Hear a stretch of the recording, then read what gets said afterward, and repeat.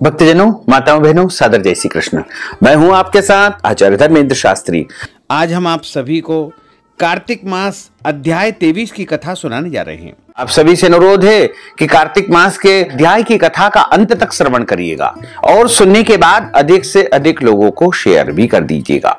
बोलिए श्री लक्ष्मी नारायण भगवान की जय।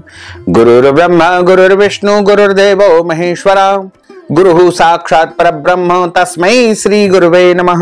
कृष्णाय वासुदेवाय हरये परमात्मने प्रणतः क्लेशनाशाय गोविंदाय नमो नमः।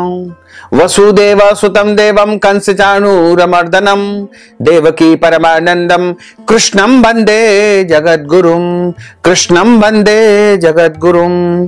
बोलिए श्री लक्ष्मी नारायण भगवान की जय। 23वां अध्याय वर्णन। आंवला तुलसी जान, पढ़ने सुनने से कमल हो जाता कल्याण।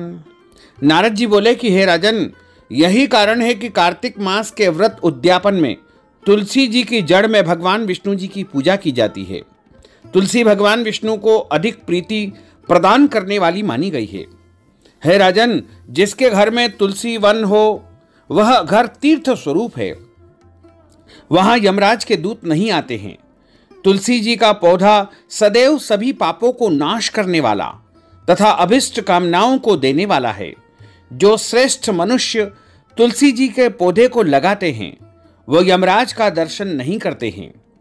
नर्मदा का दर्शन, गंगा का स्नान और तुलसी वन का संसर्ग, ये तीनों बराबर माने गए हैं। जो तुलसी की मंजरी से संयुक्त होकर के प्राण त्याग करता है वह सैकड़ों पापों से युक्त ही क्यों न हो तो भी यमराज उसकी ओर नहीं देखते हैं। तुलसी जी का स्पर्श करने मात्र से यानी छूने से कायिक, वाचिक और मानसिक सभी पाप नष्ट हो जाते हैं। जो मनुष्य तुलसी जी के पत्र से या तुलसी दल से भगवान का पूजन करते हैं वह पुनः गर्भ में नहीं आते हैं, अर्थात जन्म मरण के चक्कर से छूट जाते हैं। तुलसी पत्र में पुष्कर आदि समस्त तीर्थ, गंगा आदि नदियां और भगवान विष्णु की प्रभृति सहित समस्त देवी देवता निवास करते हैं। हे राजन, जो मनुष्य तुलसी की लकड़ी का चंदन लगाते हैं उन्हें सहज ही मुक्ति प्राप्त हो जाती है और उनके द्वारा किए गए पाप उनके शरीर को छू भी नहीं पाते हैं। जहां तुलसी के पौधे की छाया होती है वहीं पितरों की तृप्ति के लिए श्राद्ध कर्म, पिंडदान कर्म करना चाहिए। जिसके मुख में, कान में और मस्तक पर तुलसी का पत्ता दिखाई देता है उसके ऊपर यमराज भी दृष्टि नहीं डाल सकते हैं, तो फिर उनके दूतों की ही बात क्या है। और जो प्रतिदिन आदर पूर्वक तुलसी जी की महिमा को सुनता है वह समस्त पापों से मुक्त होकर के ब्रह्मलोक में, वैकुंठ लोक में निवास करता है। इसी प्रकार आंवले का वृक्ष महान वृक्ष माना गया है तथा सभी पापों को नाश करने वाला है। आंवले का वृक्ष भगवान विष्णु को प्रिय है। इसके स्मरण मात्र से ही मनुष्य गोदान का फल प्राप्त करता है। जो मनुष्य कार्तिक मास में आंवले के वन में भगवान विष्णु की पूजा तथा आंवले की छाया में भोजन करता है उसके समस्त पाप नष्ट हो जाते हैं। आंवले की छाया में मनुष्य जो भी पुण्य करता है वह करोड़ों गुना हो जाता है। जो मनुष्य आंवले की छाया के नीचे कार्तिक में ब्राह्मण दंपत्ति को यानी ब्राह्मण पति पत्नी को एक बार भी भोजन दे करके स्वयं भोजन करता है वह अन्न दोष से और जितने भी व्याधि, अला बला, पीड़ाएं होती है उन सब से मुक्त हो जाता है। लक्ष्मी प्राप्ति की इच्छा रखने वाले मनुष्य को सदैव आंवले से स्नान करना चाहिए। नवमी, अमावस्या, सप्तमी, संक्रांति, रविवार, चंद्रग्रहण तथा सूर्य ग्रहण के दिन आंवले से स्नान नहीं करना चाहिए। जो मनुष्य आंवले की छाया में बैठ करके पिंडदान करता है उसके पितर भगवान विष्णु के प्रसाद से मोक्ष को प्राप्त करते हैं। जो मनुष्य आंवले के फल और तुलसी दल को पानी में मिलाकर के स्नान करता है उसे गंगा स्नान का पुण्य फल प्राप्त होता है। जो मनुष्य आंवले के पत्ते और फलों से देवताओं का पूजन करता है उसे स्वर्ण, मणि और मोतियों द्वारा पूजन का पुण्य फल प्राप्त होता है।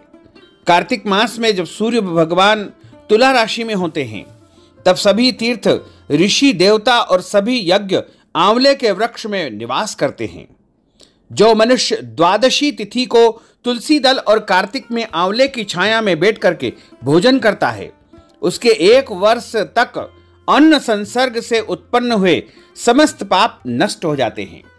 जो मनुष्य आंवले में या आंवले की जड़ में भगवान विष्णु जी का पूजन करता है, उसे श्री विष्णु क्षेत्रों के पूजन का पुण्य फल प्राप्त होता है।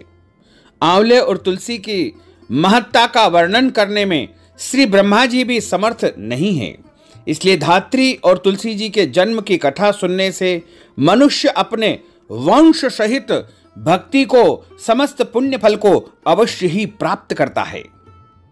इस प्रकार यहां पर कार्तिक मास के अध्याय 23 की कथा का समापन होता है। बोलिए श्री लक्ष्मी नारायण भगवान की जय।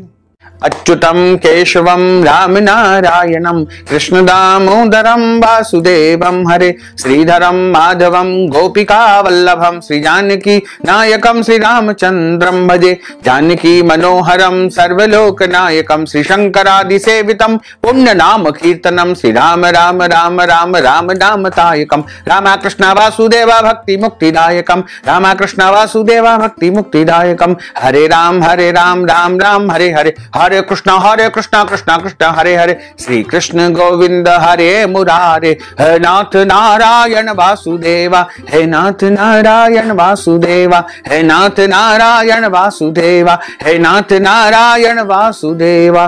बोलिए श्री लक्ष्मी नारायण भगवान की जय। श्री वृंदावन बिहारी लाल की जय। श्री गिरिराज धरण की जय। श्री बालकृष्ण लाल की जय। श्री श्याम सुंदर यमुने महारानी की जय। जगत गुरु श्री वल्लभाधीश की जय। गोसाई जी परम दयाल की जय। श्री गुरुदेव की जय। लाडले लाल की जय। आज के आनंद की जय। धर्म की जय हो, अधर्म का नाश हो, प्राणियों में सद्भावना हो, विश्व का कल्याण हो। सनातन धर्म की जय हो, गौ माता की जय हो, नगर बस्ती की जय हो। आज के आनंद की जय हो, कल के आनंद की जय हो, परसों के आनंद की जय हो, बरसों बरसों के आनंद की जय हो। नमः पार्वती पते हर हर महादेव हर।